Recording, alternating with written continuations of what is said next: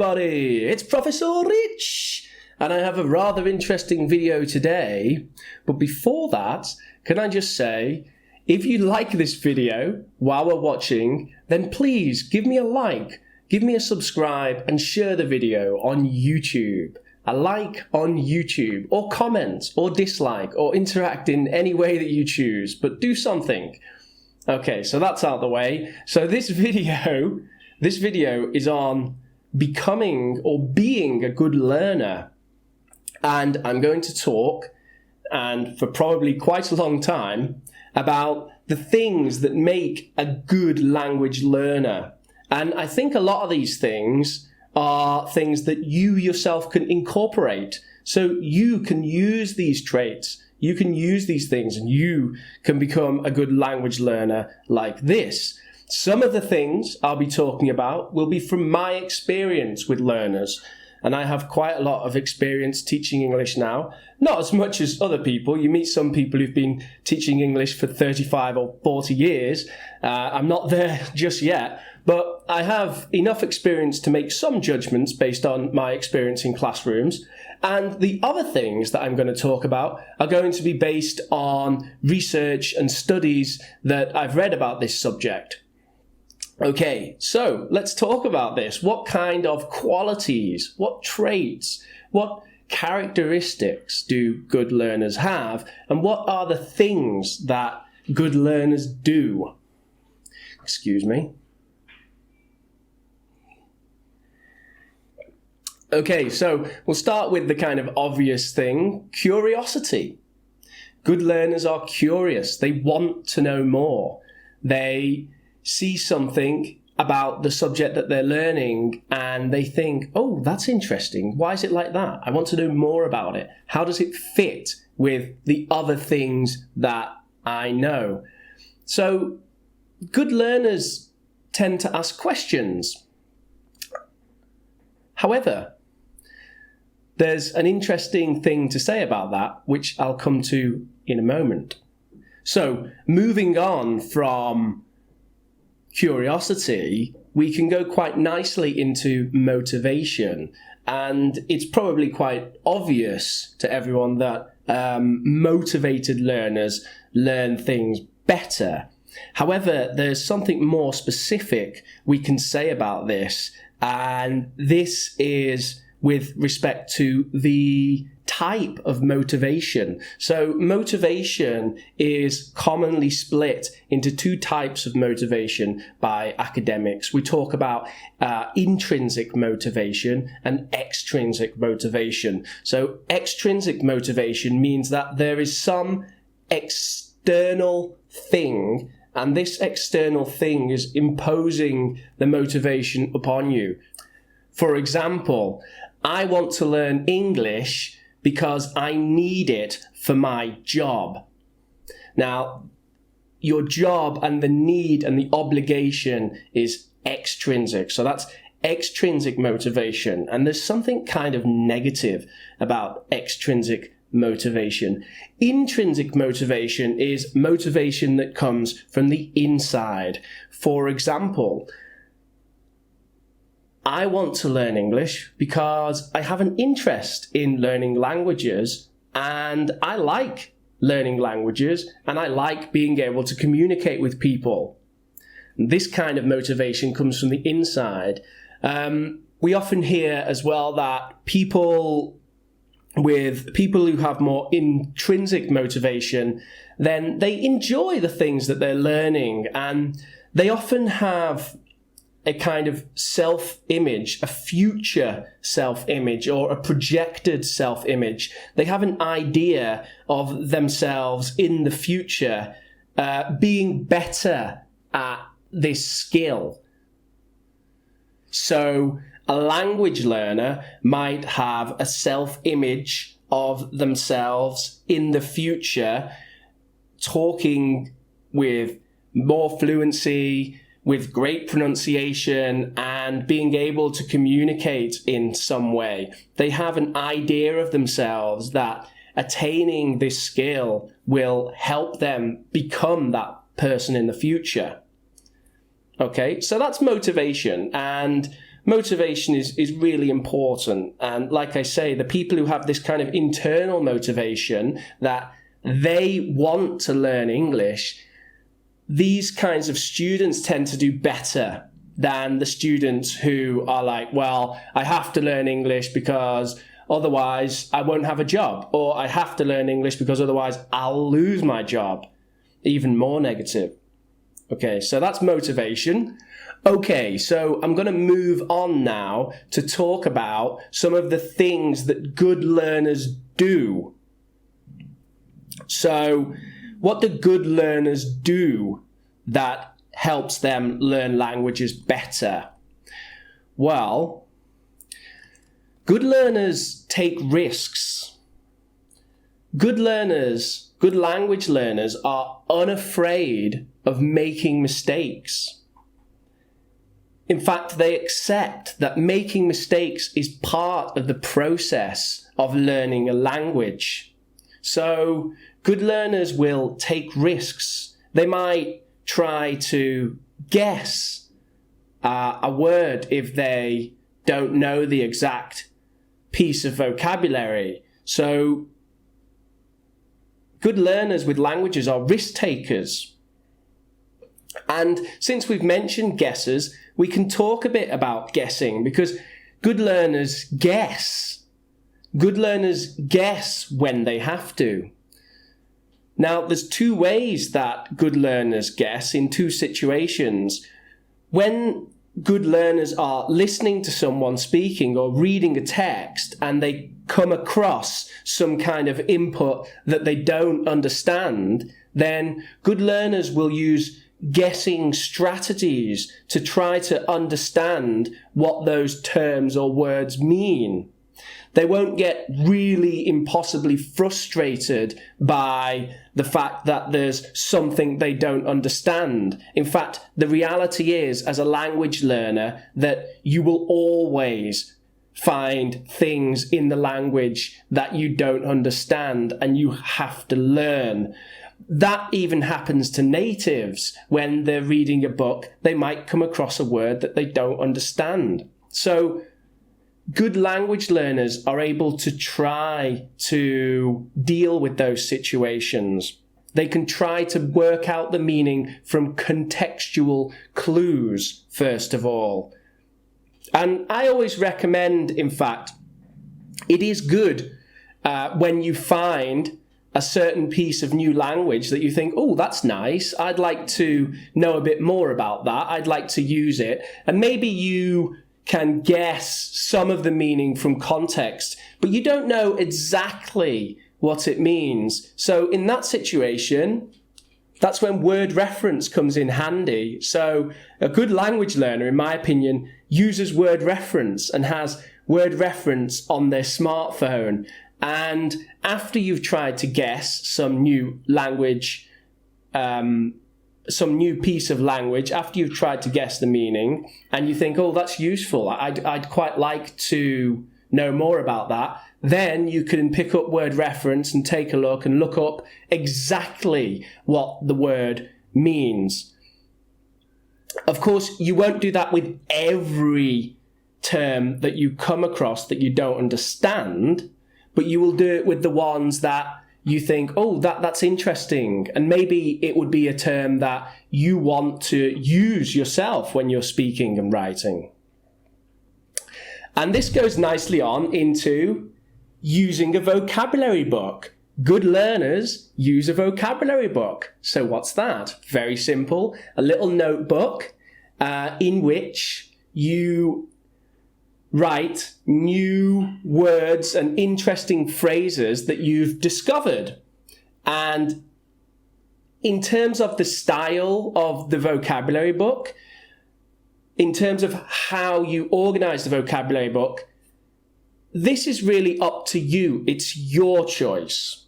So people do their vocabulary books in different ways. Some people have pictures and diagrams. Some people write the definitions. Some people write the words in use. So they write a sentence which involves the new term or word. And other people write translations, and that's okay as well.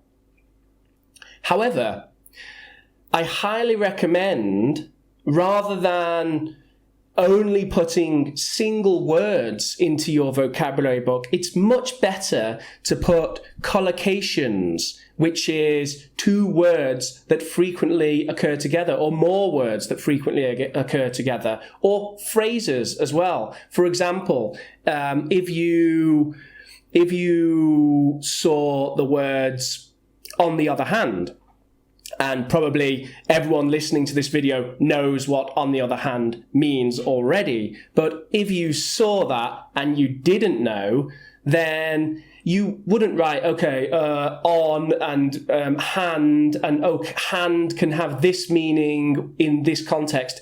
Instead, you just write "on the other hand" as a full phrase. And if you do that, then actually translating makes sense. In fact, translators talk about this as translating chunk for chunk, not word for word. So we translate groups of words across rather than translating word for word. And if you translate in this way, then you can produce very accurate language in the target language, which is obviously, as second language speakers, that's what we want to do. So that's great, vocabulary books. So something else that great learners do that I've noticed is that great language learners will accept exceptions to rules that they've learned previously. So what this means is maybe you learn, with conditionals, after if, you never put would. You put would in the second clause. Yeah. So for example, if I had £1 million, I'd buy a Ferrari.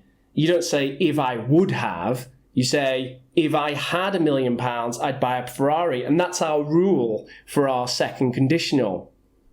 And then when this good learner of English discovers the exception to this rule, because there is an exception to this rule, because you can say,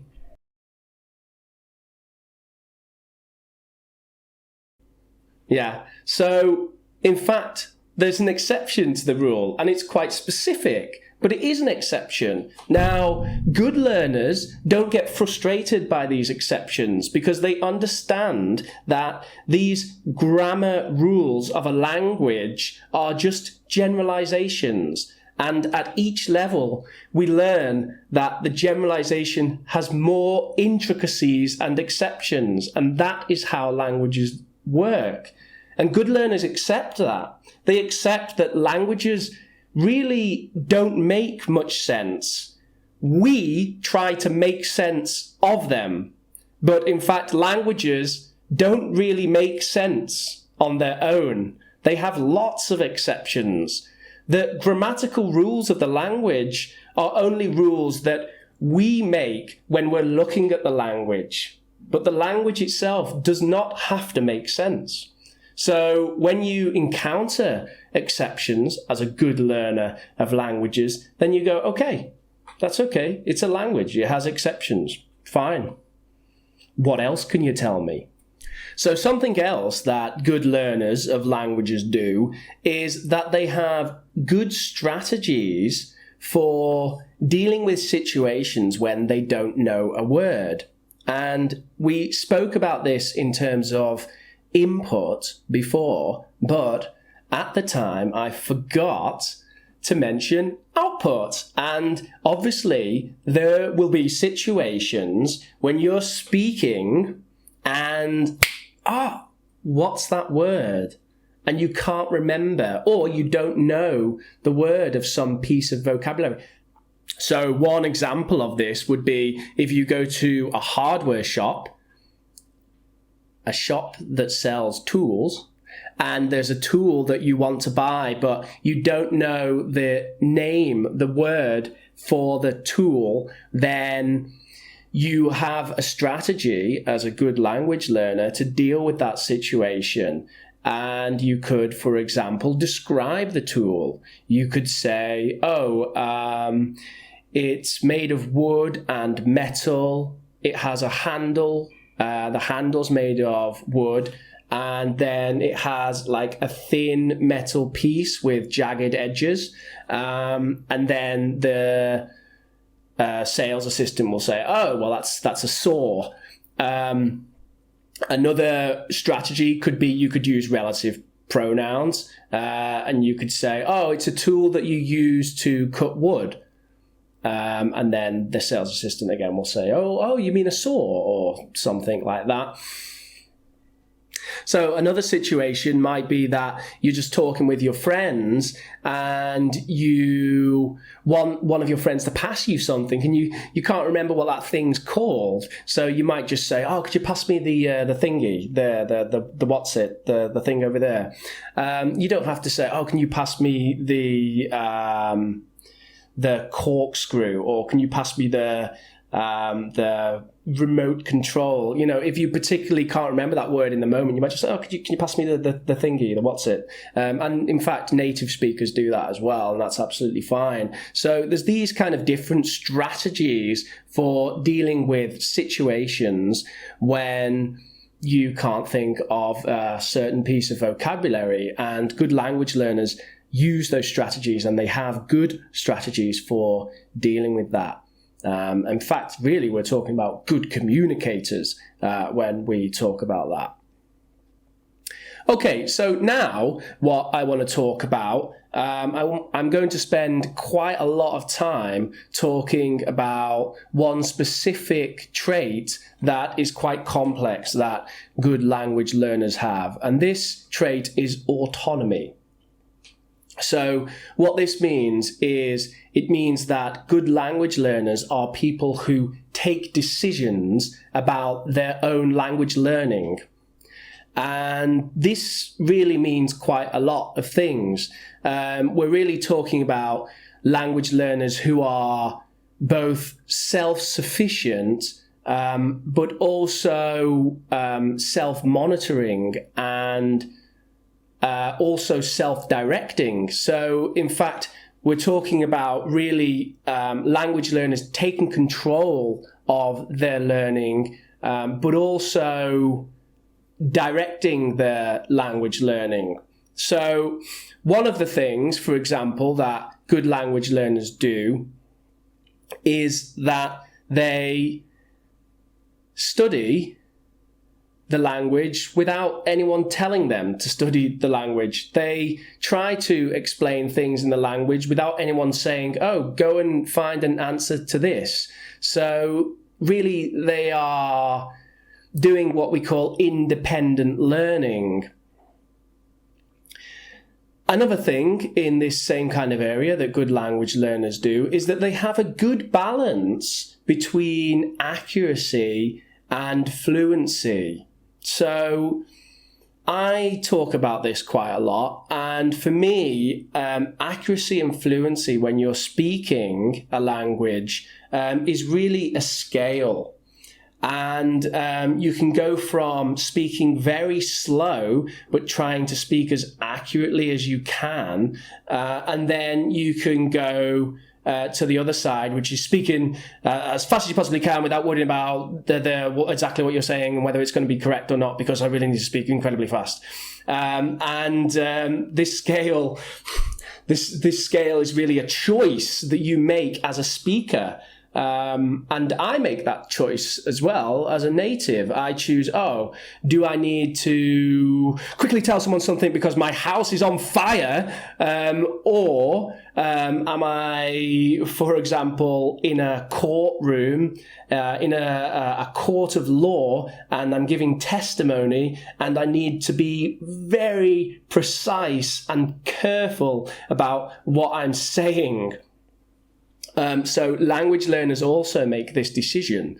And I always say, well, in the classroom, you can perhaps try to be a bit more accurate. You can practice well, because in order to do something well, you need to practice well. If you practice badly all the time, so if you always try to speak really fast and you do it badly, then you'll never speak perfectly, because you need to practice something well in order to do it well. It's like if you're learning to play guitar and you play the same piece 100 times fast but badly, then you're not going to play it well the 101st time that you play it.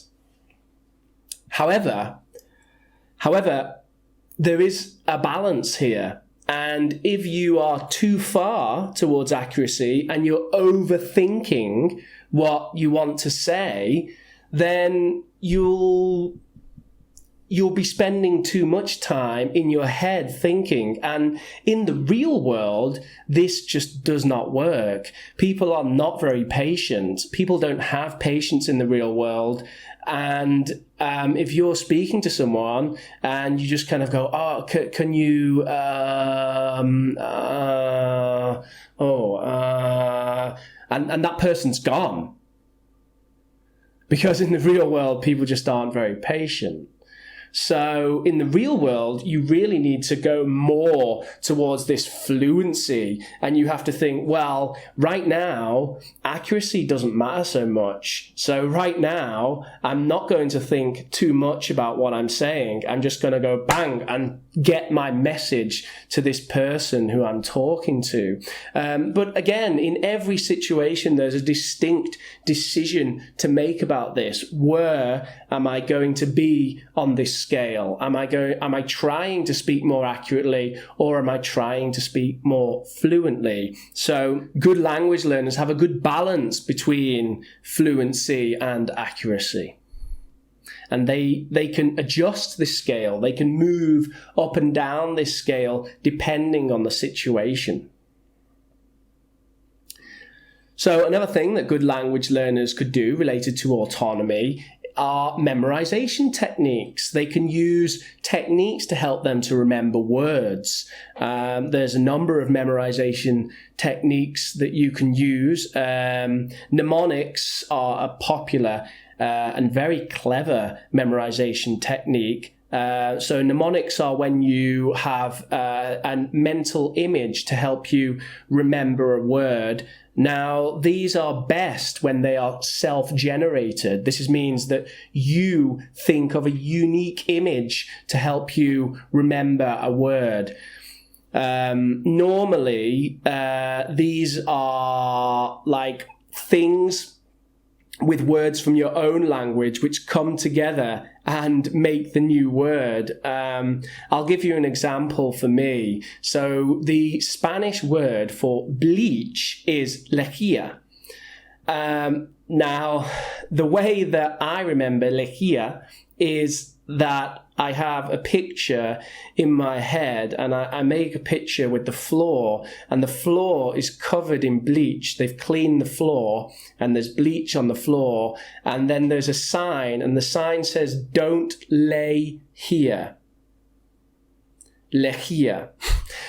So that's my very silly mental image for lejía in Spanish, but I remember that bleach is lejía in Spanish from that picture. And I had to do that once, and that was it. I never forgot that picture, and therefore I never forget that word. Good language learners use resources. They use word reference. They use the Macmillan Sounds, the pronunciation app, and that's the phonemic chart app, and they use that. They use websites like Forvo, which is Forvo, and that lets you listen to native speakers pronouncing words. So good language learners have resources that they use to help them learn the language. For example, my videos. What a great resource for great language learners. Great language learners practice sounds in their own time. This is absolutely true.